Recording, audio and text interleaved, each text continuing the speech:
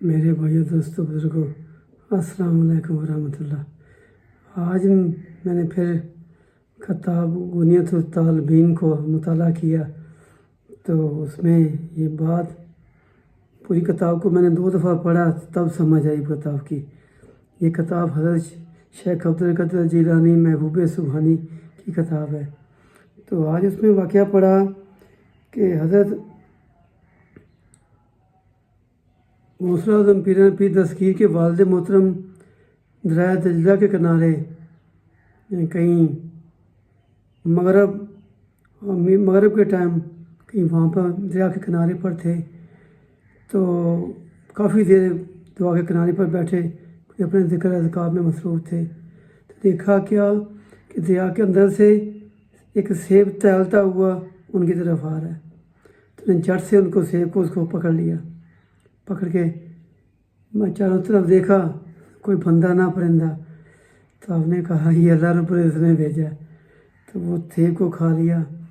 کھانے کے بعد احساس ہوا کہ یار میں نے تو تحقیقات ہی نہیں کی، یہ سیب کس کا ہے، کہاں سے آیا ہے، کون اس کا مالک ہے، بغیر پوچھے میں نے کھا لیا۔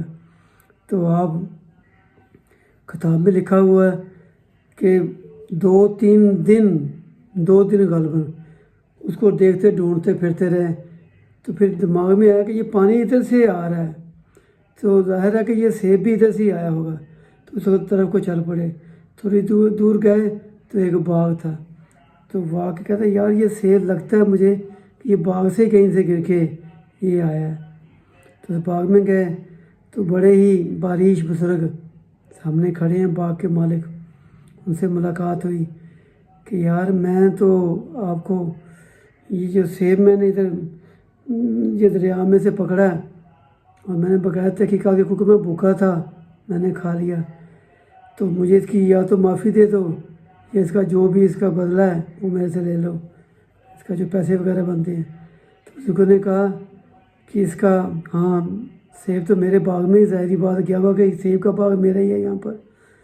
تو آپ نے کہا کہ اس کے لیے آپ کو 1 سال میرے باغ کی مزدوری کرنی پڑے گی۔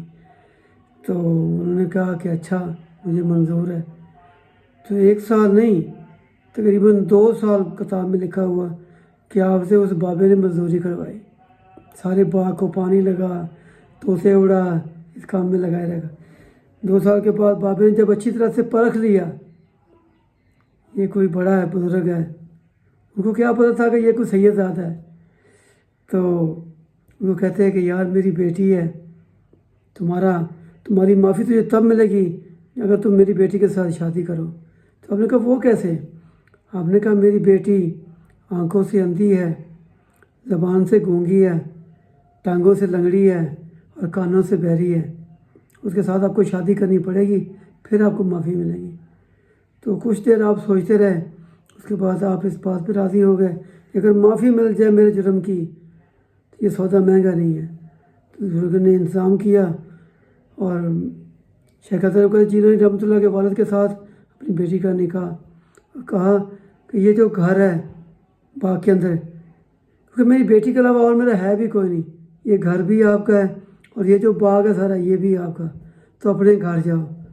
جب گھر کے اندر گئے تو ایک خوبصورت حسین و جمیل لڑکی سامنے بیٹھی ہوئی ہے، ٹانگیں بھی پوری ہیں، آنکھیں بھی صحیح ہیں، کان بھی صحیح ہیں۔